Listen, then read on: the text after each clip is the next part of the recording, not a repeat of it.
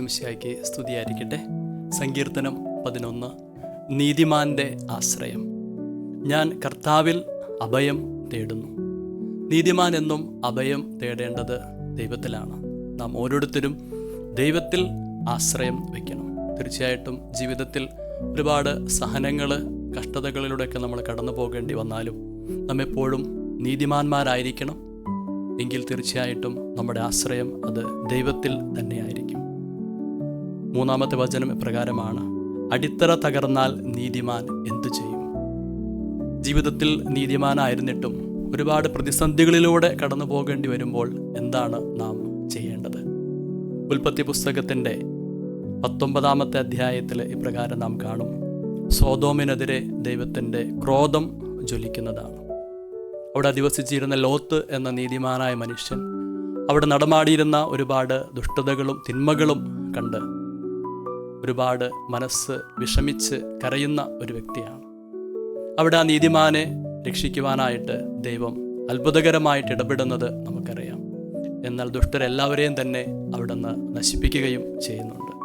തുടർന്ന് വരുന്ന ഭാഗത്തിൽ നാം ഇപ്രകാരം കാണും. സങ്കീർത്തനം 11 6-ാമത്തെ വചനം ഇപ്രകാരമാണ്: ദുഷ്ടരുടെ മേൽ അവിടുന്ന് തീക്കനലും ഗന്ധകവും വർഷിക്കും.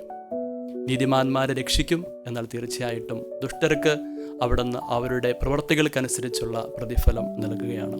ഉൽപ്പത്തി പുസ്തകം 19-ാം അധ്യായത്തിൻ്റെ 24-ാമത്തെ വചനം: കർത്താവ് ആകാശത്തു നിന്ന് സോദോമിലും ഗൊമോറായിലും അഗ്നിയും ഗന്ധകവും വർഷിച്ചു.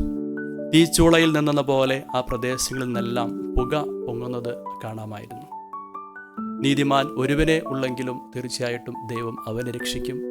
ദുഷ്ടന്മാർ എത്ര അധികമുണ്ടെങ്കിലും തീർച്ചയായിട്ടും ഒരു ദൈവ കോപത്തിന് ഇരയാകുമെന്ന് ഈ സോദോം ഗൊമോറ നഗരങ്ങളുടെ ചരിത്രം നമ്മെ ഓർമ്മിപ്പിക്കുന്നുണ്ട്. എന്തെന്നാൽ സങ്കീർത്തനം 11:7 ഇപ്രകാരം നമ്മെ ഓർമ്മിപ്പിക്കുന്നു: കർത്താവ് നീതിമാനാണ്, അവിടുന്ന് നീതിയുക്തമായ പ്രവൃത്തികൾ ഇഷ്ടപ്പെടുന്നു. പരമാർത്ഥ ഹൃദയർ അവിടുത്തെ മുഖം ദർശിക്കും. പരമാർത്ഥ ഹൃദയർ എപ്പോഴും ദൈവത്തിൻ്റെ മുഖം ദർശിക്കും. മത്തായിയുടെ സുവിശേഷം 5-ാം അധ്യായത്തിലെ 1 മുതൽ 12 വരെയുള്ള ഭാഗങ്ങൾ നമുക്ക് അറിയാം. സുവിശേഷ ഭാഗ്യങ്ങൾ എന്ന് അറിയപ്പെടുകയാണ്. 5-ന്റെ 8-ാമത്തെ വചനം ഇപ്രകാരമാണ്: ഹൃദയശുദ്ധിയുള്ളവർ ഭാഗ്യവാന്മാർ, അവർ ദൈവത്തെ കാണും. 10-ാമത്തെ വചനം: നീതിക്ക് വേണ്ടി പീഡനം ഏൽക്കുന്നവർ ഭാഗ്യവാന്മാർ, സ്വർഗരാജ്യം അവരുടേതാണ്. നീതിമാന്മാരാവുക, ഹൃദയ ശുദ്ധിയുള്ളവരാവുക, നീതിക്ക് വേണ്ടി പീഡനങ്ങൾ സഹിക്കുക. തീർച്ചയായിട്ടും നമുക്ക് ദൈവത്തെ കാണാനും ദൈവത്തെ അനുഭവിക്കുവാനും സാധിക്കും. അതുകൊണ്ട് എപ്പോഴും നമുക്ക് നീതിമാന്മാരായിരിക്കാം, ദൈവത്തിൽ എപ്പോഴും ആശ്രയം ഉള്ളവരായിരിക്കാം, ആശ്രമിക്കുന്നവരായിരിക്കാം.